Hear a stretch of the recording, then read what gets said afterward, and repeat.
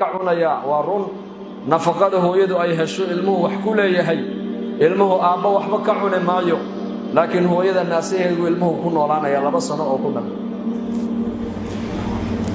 مرقاس الناس كاس هو يدا هبانك علمها يرحضو كعوق قيلو أويو أو إنت النوع أي تحي هو يدا قرن يسي أبوه ما قرناي هذا يقول حولا يا علمها يرنقسي هو الناس كان نقسي الناس كفو قبو وعيلة أو إنتي قاجة ما هيسي لكن جراء يا هيسو حنوسية هذا مركب علمه قيلي أوي مركز قولن دونا دا علمه يرناس كان نقسي ديواك قيلي هنقسي حني مركز يورنا يسا ما يتاني قاجة ما هيسي أو إنتي قاجة معها لكن وحا ولايا هي ماشي عن جيفان كوكات شيء قوش عن كل جيفوي قيلي يقبض البولاي هذا إنه يقبض المركبة هذا بريانا وحيابك الله ده لسوق قبطان وصوب حيبا هذا مركز أويا لا علمها يرمحاها ليدي بولايها مركبة مبكا مركز هذا ما يب وإنت بكتان تما هي لولا يا هاي سوق ولايا يرضى يا هاي ماما يسحب ولايا هاي ده مركبة أقل كلا قال إسا الناس كانت تكو قبطي يسحين إسا علمها ير أوهين كلي أيو أويا لكن أنت معني سمعني أبوه ما فهم أيو إن كنا مولالكين ما فهم أيه أدركين ما فهم أيه هو يد بفهم إنسان لأن الصفات هو يد إلهي بقليه تبارك وتعالى بركة هواينكو مكانت بدينة الإسلام كأين دكتور مكانت وين وهويو وورشد والناس موجسو وبربارسو ومعلمات ومربيات علمه انت بدن هو اكفر يا ابا ما اكفر يو هذه هو يد الصالحات اي نقطه قبر وناكسن او دين لو الله كعبس له هذي نقطه علمه انت بدن هو يد الراعيان اي كدينيان لكن هو يد هذي نقطه تو ان دين دنينين او الهي ان كبقين او نكيدنا انا ضيعين وصلاه انا كددالين هذي نقطنا علمه انت بدن سده هو يد اي نقطه يلان بالله marka hagaaga haweenku ay noo hagaagayaan waxaad ogaataan mujtamac oo dhan bay noo hagaagaya walaalayaal laakiin haweenku hadday naga xumaato waxaad ogaataan kaligood ma xumaane mujtamaca soo socdo oo dhan bay naga xumaaday walaalayaal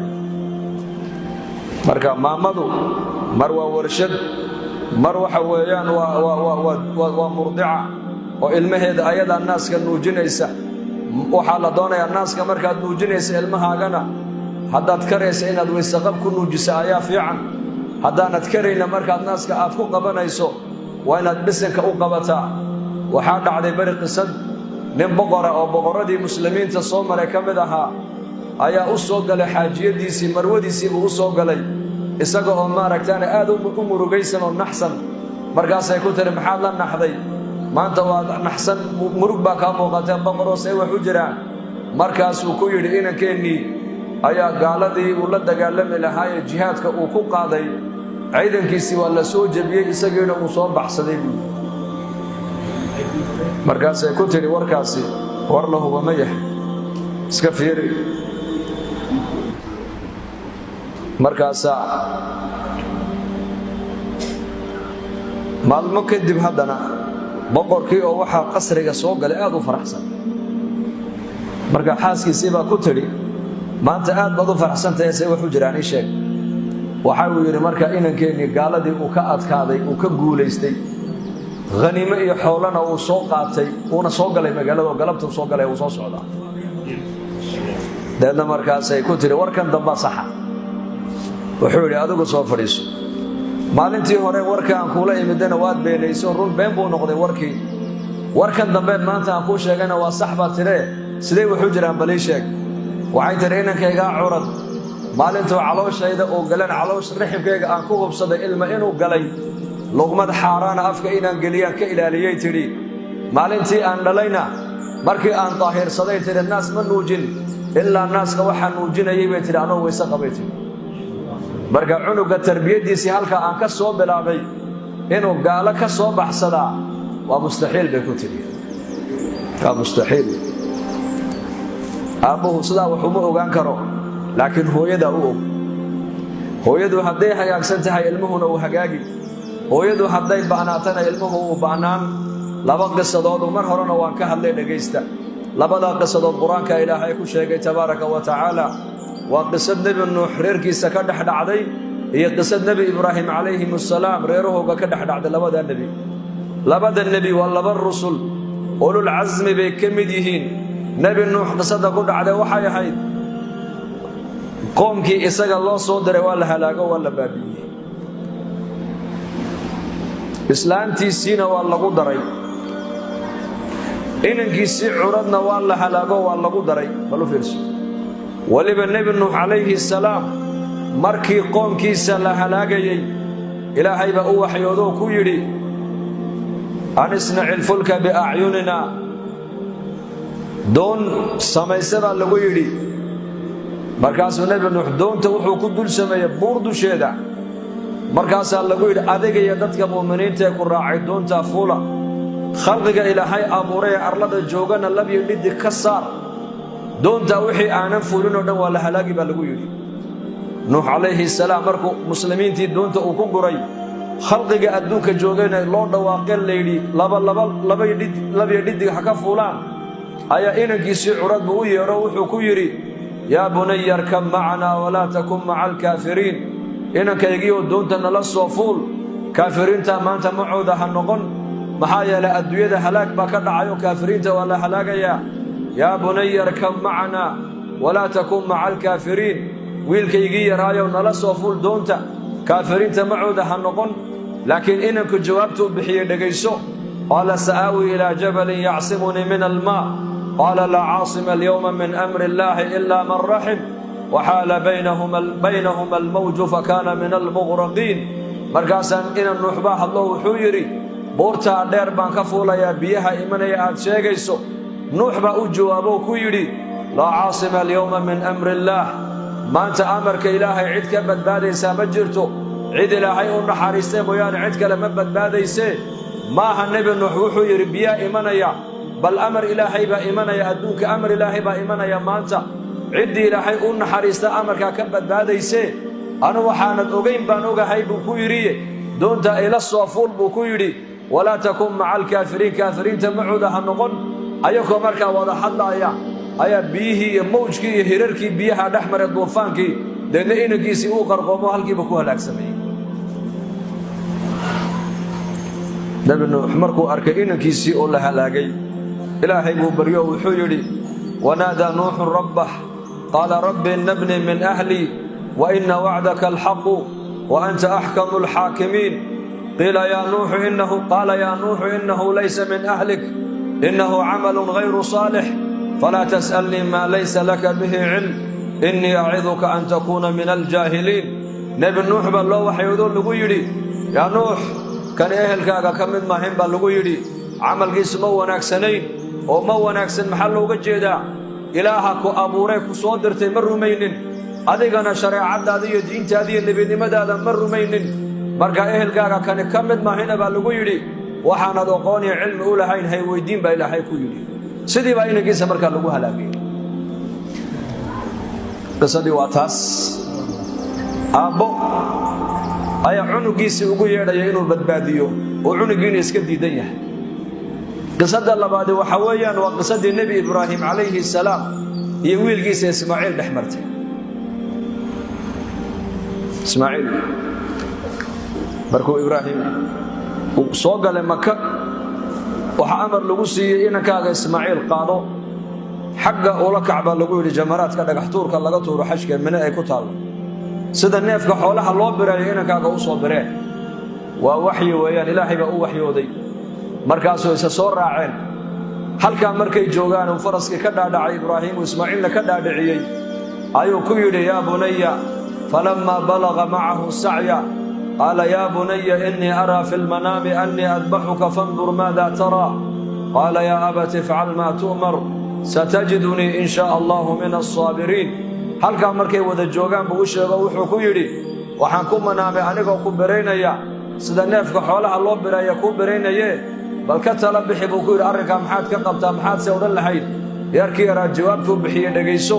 قال يا أبت افعل ما تؤمر بو كو يدي aabbahaygii wanaagsanaayow amarka lagu amray adigu yeel oo buuxi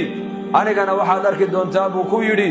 inaan ahay mid adkaysto oo sabir badan inaan ahay insha allah ayaad arki doontaaye adigu amarka ilaahay buuxi buu ku yidhi kii hore nuux inankiisa wuxuu ugu yeedhayay inuu badbaadiyo waa iska diiday ibraahim calayhi salaam inankiisa wuxuu ugu yeedhay inuu gowraco uu sida neefka xoolaha loo bireeyo uu u bireeyo ugu yeedhay uu yeelo wuxuu ku yidhi aabba amarka ilaahay buuxi anigana waxaad ii heli doontaa inaan ahay mid adkaysto sabir badane waxaa la yidhi maxaa labada ubad u dhaxeeya labada ubad maaha farqigu waxa weeyaan waa labada hooye labada ubad kala dhashay weeyaan farqigu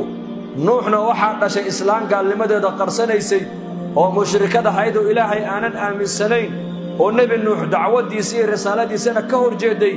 ayaa wiilka nuuxna u tarbiyadaysay ibraahimna waxaa u tarbiyadaysay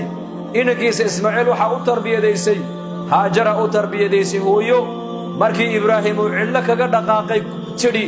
ma amar ilaahay baad nagaga tegtay markaasuu ku yidhi haa markaabay tidhi ilaahay nama dayacaya iska soco hooyo ilaahay ku xidhan baa kana barbaarisoo tarbiyadaysay ka kalena waxaa tarbiyadaysay hooyo ilaahay aan aaminsanayn nebigana aan aaminsanayn baa tarbiyadaysay marka haweenow dhegaysta haddaad doonaysaan ubadku inay noo hagaagaan idinku hagaaga haddii aad doonaysaan ubadku inay naga xumaadaan gabdhuhu dee markay xumaadaan ubadkooguna way xumaanayaan ogaada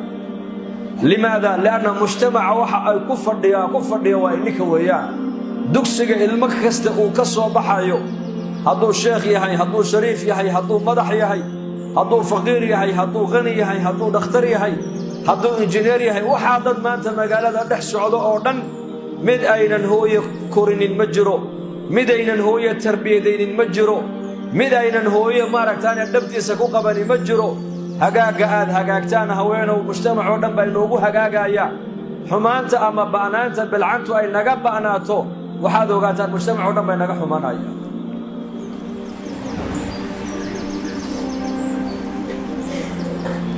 asmaa binti yaziid radia allaahu canha markay inanteeda ay dhistay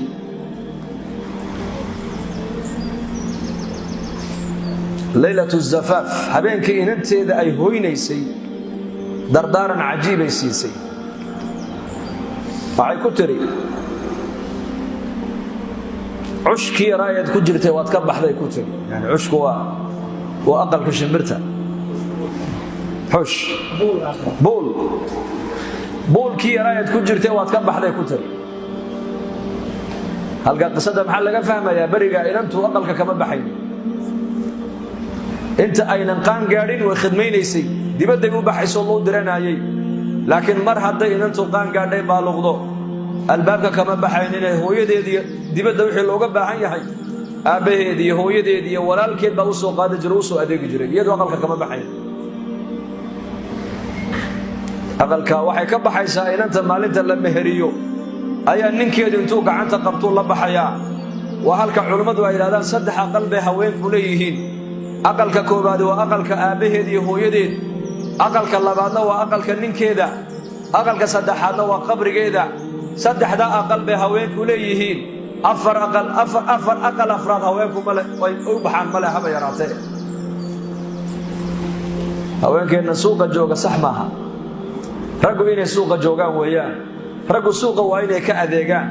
hooyada iyo inantu waa inay aqallada fadhiyaan maxaa yeelay haweenku way jilicsan yihiin in dibadda iyaka loo oggolaado maahina waa in la ilaaliyo aqalka lagu ilaaliyo oo aqalka lagu dhex xanaaneeyo oo adeegga dibadda ragga ayaa iska leh haweenku adeegga aqalka dhexdiisay leeyihiin iyaku mas-uuliyaddu waa mid bannaanka iyo mid aqalka dhexdiisa ta bannaanka ragga ayaa iska leh kasbiga raggaa laga rabaa aqalka ijaarkiisa raggaa laga rabaa dharka haweeneedu xidhanaysa ragga ayaa laga rabaa masaariifta reerka ragga ayaa laga rabaa oo nebigu calayhi salaatu wasalaam waa kii lahaa shilin faranka dirhamka aad miskiin aad siinaysid iyo dirhamka maaragtaanay addoon aad ku xoraysay iyo dirhamka maaragtaanay ilaahay diinkiisa aad ku bixisay iyo dirhamka maaragtaanay reerkaaga aad ku nafaqaynayso dirhamka reerkaaga aad ku nafaqaynaysaa ajar badan oo ajar weyn ilaah agtiisa buu rasuulku yidhi waa fadaa'il nabigaa noo sheegay sal alla alay wasalam marka gabadhu haweenku aqalka inay saddexda aqal bay haweenku leeyihiin marka boolkii aad ku jirtay ku jiri oo Asmaa binti Yaziid dardaaranta inanteeda ay siinaysa dhageyso boolkii aad ku jirtay waad ka baxday tiri waxaad ku hooyanaysaa caawa aqalka waliga horumaad arkin shakhsiga aqalka aad kula kaliyoobi doontana horay umaad arkin bay ku tiri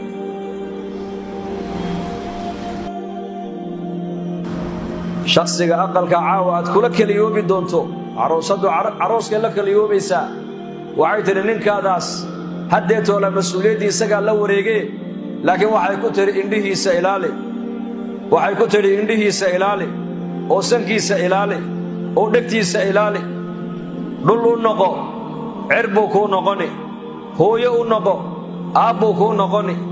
walaashii oo kale u noqo walaalkaayoo kale kuu noqonaya hooyo u noqo sida hooyadu ilmaha ugu naxariisato ninkaaga haddaad ugu naxariisato sida aabbuhu ilmihiisa ugu damqado uu u biiliyo u dhaqaalayo isaguna kuu dhaqaalayn walaashii oo kale u noqo walaashu walaalkeeda way jeceshahay sida walaashu ay walaalkeed u jeceshahay u ilaalinayso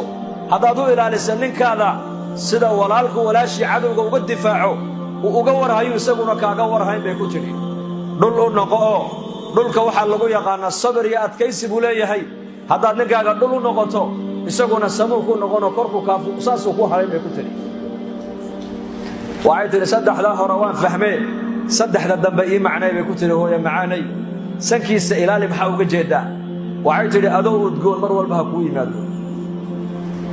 adoo carfu udgoon lahee ha kuu yimaado ninkaada indhihiisa ilaali bay ku tiriyo marka uu ku imanayo wax ka farxiyo mooyaane wax ka caraysiiya yuunan kaa arkin bay ku tiri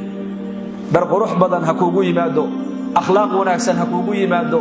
dhaqan wanaagsan ha kuugu yimaado hadal wanaagsan ha kuugu yimaado dabeecad wanaagsan ha kuugu yimaado aqal wanaagsan oo nadiifa ninkaagu ha kuugu yimaado waxay tiri dhegtiisa ilaali maxaad uga jeedaa hadal xun weligay ninkaadu inuu kaa maqlin waa taa jaamacaddu aqalku waa jaamacad hooyadu waa murabbiyad hooyadu mar waa mucallimad hooyadu mar waa warshad hooyadu mar waa murdica oo naaska ilmaha nuujinaysa hooyadu 20 ubada intay dhex fadhiisato ayay mid walba raali gelin sifada raggu ma leh laakiin haweenka sifada iska leh raggu ilmo kaliya ma hayn karaan laakiin waxay hayn karaan mataqana haweenku 20 ubaday haweenaydu intay dhex fadhiisato ka bukana dawadaysiin ka gaajoonaya cunadaysiin ka dharka u baahan dharkay ka badili ka isku kaadse kaadada ka biini maca dalika haddana odaygeegiyo hurdana quraac iyo biyaha iyo shaahay u diyaarin iyadoo sooman walibana ay intaasoo dhan maalintii qada u karin waa yar daadii lagu soomay iyo kuma gaadhin waa 2 jir waa 3 jir waa 4 jir waa 5 jir waa 7 jir waa 8 jir mid walba quraacii bay siinaysaa qadadii bay siinaysaa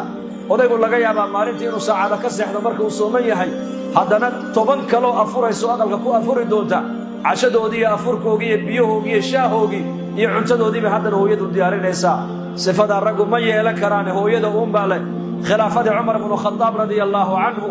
ayaa nin bay xaaskiisu hadal adag ay ku tiri dana ninkii baa yiri Cumar ibn Khattab haweeneydan wixii laga yeeli lahaa ka talageliyo kala tasho dana markaas uu yimid Cumar ibn Khattab isaga laftigiisa aqalka dhexdeeda lagu haysto la canaanayo markaas ninkii banaanku ka maqlay Cumar oo laftigiisa la haystaba wuxuu adiga hadalkii lagu lahaa waa ma fududaaye hadalka Cumar lagu leeyahay culayskiisa maleeg buu Cumar bay balaaya haysataaye ta adiga ku haysataaba la qaato ta Cumar haysta waa culays badiisu ayar buu iska noqday baa ninkii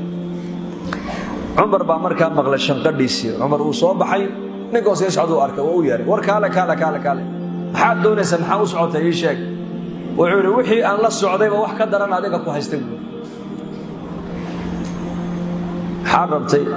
da xaaskaygii baan rabay inaan kaala tashado hadalla aan fiicnayn bay igu tiraada si aan wanaagsaneyn bay ila dhaqantaa de markaan arka adiga sida lagu hadlaayo taydii waxay ba noqotay buu sheekad bay noqotay marka Umar ibn Khattab ayaa ku yiri sida aniga leeyla hadlay mad maqlaysa ha waan maqlaayay wuxuu dhageyso fariiso saddex dab oo raggu aynan hayn karin bay dumarku naga hayaan shahwada raggu waa dab ayakaa inaga haya buu yidhi dherigu waa dab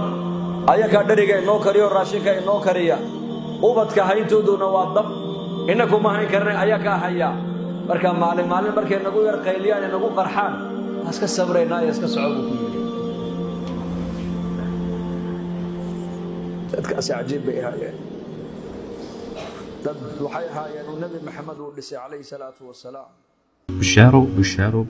haddii safar loo geli jiray barashada qur-aanka hadda waxaad ku baranaysaa qur-aanka iyo culumta shareecada adiga oo jooga gurigaaga iyo goobtaada shaqo dugsiga online-ka ah ee barashada qur-aanka kariimka iyo shareecada islaamka duruusta uu sida taxanaha u dhigo waxaa ka mid ah barashada qur-aanka kariimka ah iyo higaada culumta shareecada islaamka tarbiyada awlaada iyo luqadda carabiga haddaba isqoristu waa ay socotaa fadlan hore ogaad wixii faahfaahin kala xiriir nambarada shaashada kaaga muuqda hamogaanin dugsiga online-ka ee barashada qur-aanka kariimka iyo culumta shareecada ee daarul hijra